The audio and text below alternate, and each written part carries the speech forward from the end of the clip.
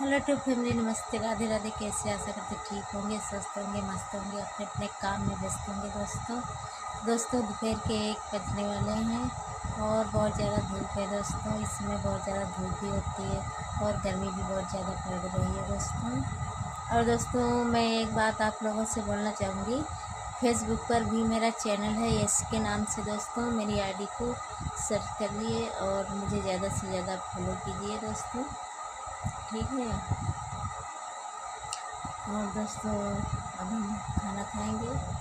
आप लोग भी आके खा जाइए और मेरे वीडियो को ज़्यादा से ज़्यादा आप लोग देखिए। चैनल को सब्सक्राइब करिए, लाइक कमेंट शेयर करिए दोस्तों। और दोस्तों, लाइट तो जाने वाली है इसमें। अब दोपहर में तो गर्मी होती है, तब लाइट नहीं रहती दोस्तों। सुबह से तो थी, लेकिन अब बस जाने वाली है। टाइम हो गया लाइट जाने का दोस्तों। मिलते हैं नेक्स्ट वीडियो में, तब तक ले बाय।